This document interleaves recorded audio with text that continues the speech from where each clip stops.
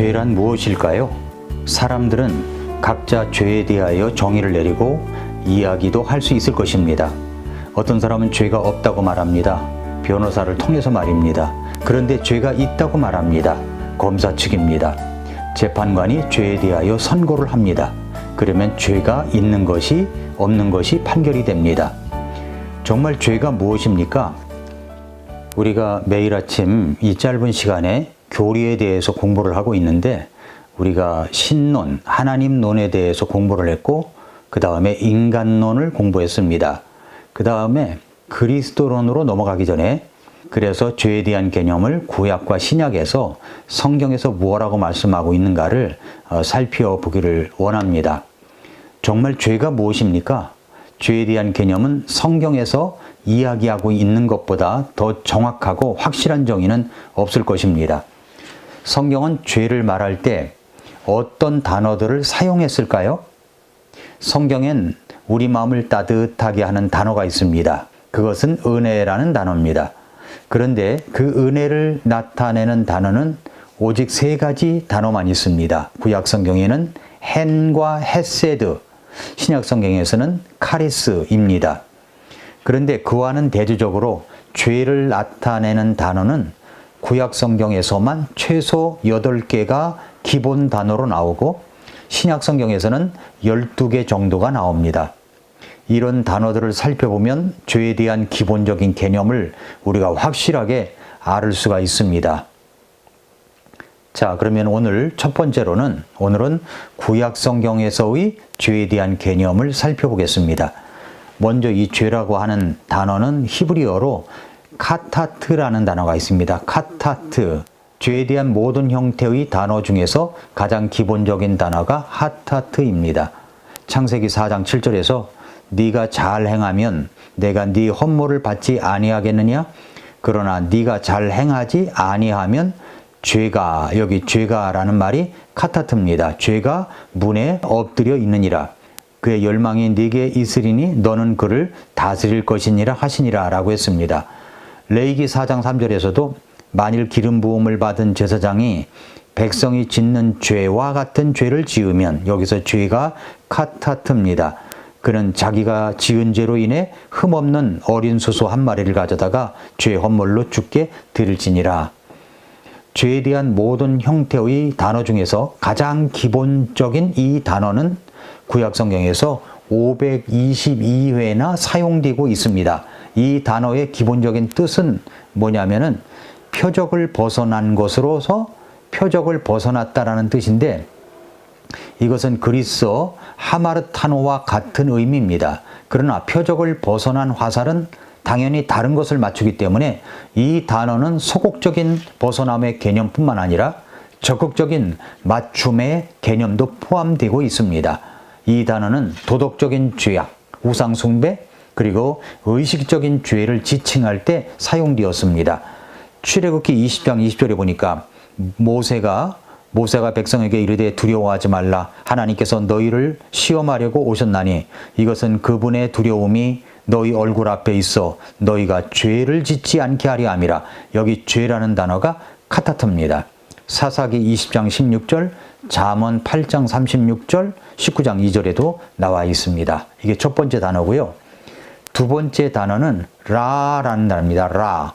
라의 주요 의미가 뭐냐면 이 단어는 구약 성경에서 444번 나오는데 이 단어가 파멸시킴 또 폐허로 만듦이라는 기본적인 의미를 가지고 있습니다. 재난을 의미하기도 하고 많은 경우에 사악한이라고도 번역하기도 합니다. 도덕적으로 그릇된 것 그리고 손상을 입히는 것 이런 의미도 있습니다.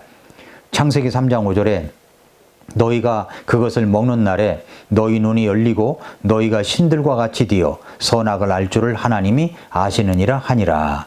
또 창세기 6장 5절에 하나님께서 사람의 사악함이 땅에서 크고 그가 마음으로 생각하여 상상하는 모든 것이 계속 악할 뿐임을 보시고 여기 악하다는 말이 나오죠. 위에는 선악, 악함, 이게 라라는 단어입니다. 그 다음에 세 번째는 패샤라는 단어입니다. 이 패샤는 반역, 범죄, 거역의 의미로 사용되고 있습니다.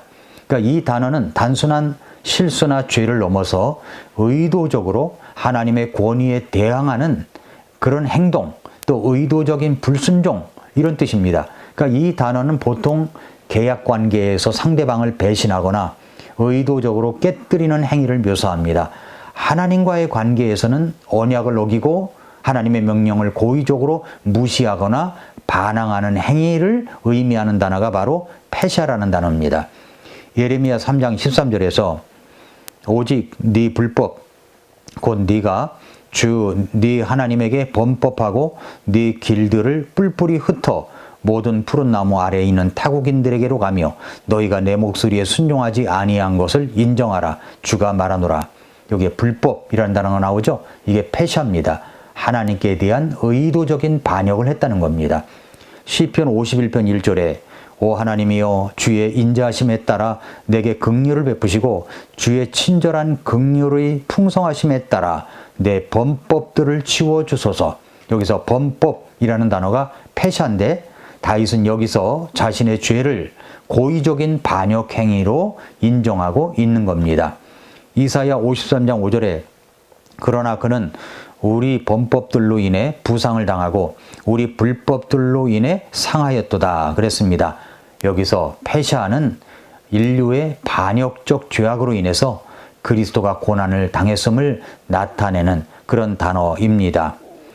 그 다음에 네 번째는 이제 아본이라는 단어입니다. 아본. 이 단어는 구약성경에서 주로 불법, 죄악, 그리고 부패, 죄의 결과를 의미하는 단어입니다.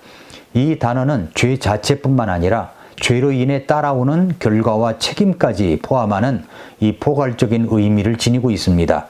이사야 53장 6절에 우리는 다 양 같아서 길을 잃고 각각 자기 길로 돌아섰는데 주께서는 우리 모두의 불법을 그에게 지우셨도다 라고 했습니다. 여기서 아본은 이스라엘 백성의 죄악과 그로 인한 형벌을 예수님께 전가하는 것을 의미하는 그런 뜻입니다.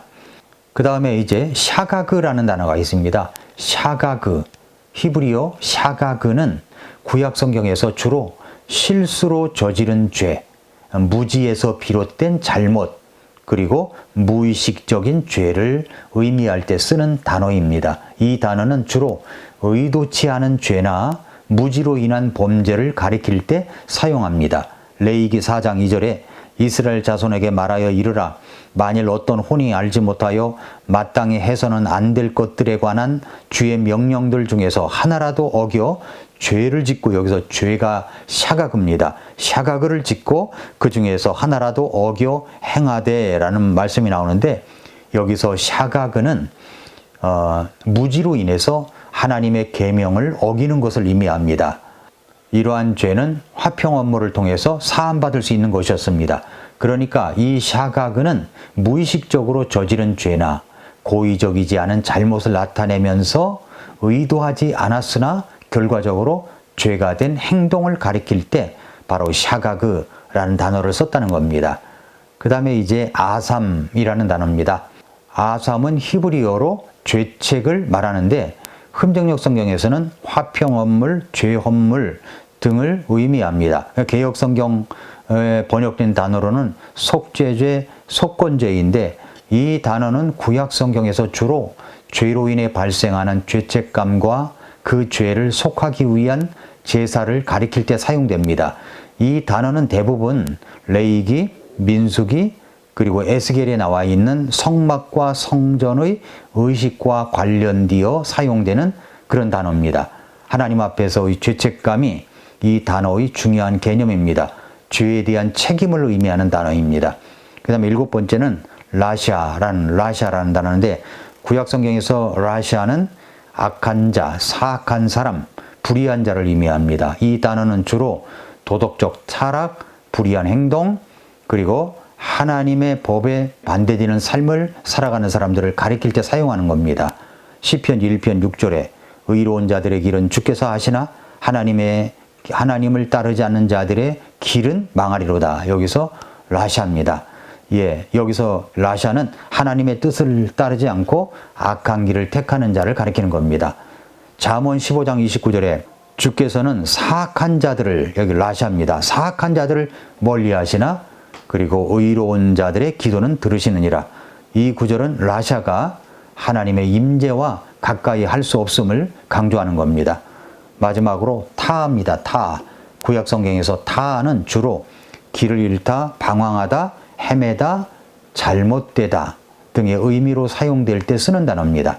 그러니까 이 단어는 하나님의 길에서 벗어나 방황하는 것을 묘사할 때 자주 쓰였는데 도덕적, 영적 방향뿐만 아니라 물리적 방향을 의미하기도 하는 단어입니다. 자신의 죄를 구체적으로 깨닫지 못하고 있을지라도 우연히 지은 죄라기보다는 계획적인 죄를 뜻하는 단어입니다.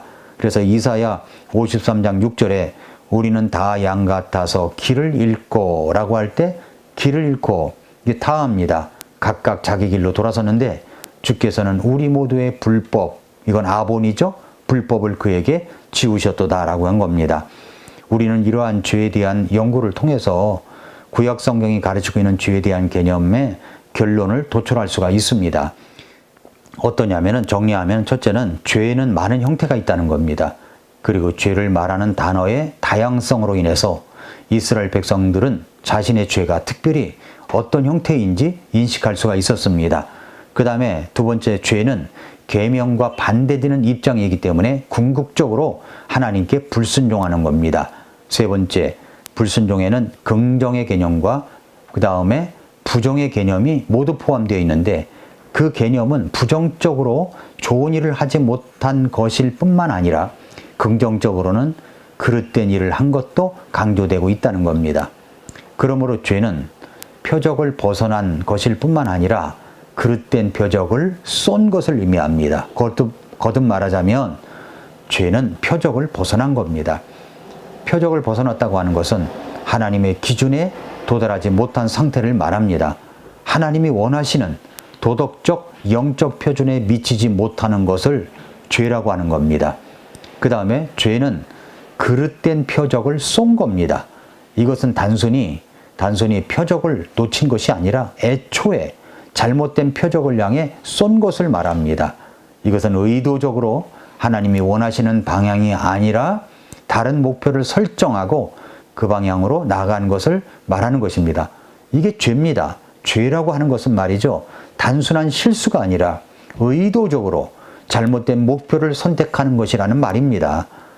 하나님이 정하신 기준이 아니라 자신의 욕망이나 세상의 기준에 따라 목표를 설정하고 그것을 따르는 것이 죄입니다. 죄. 우리는 그렇게 죄의 상태 속에 있던 자들이었습니다. 다음 시간에 신약 성경에서 죄에 대한 정의를 더 살펴보겠습니다. 이렇게 우리가 히브리어에 나와 있는 죄라는 개념을 살펴보는 것은 성경을 좀 더 깊게 볼 수 있는 기회가 되는 것입니다. 그러므로 이러한 죄에 대한 개념도 여러분 스스로 마음속에 잘 새겨 두시기를 바랍니다. 오늘도 미라클 모닝입니다.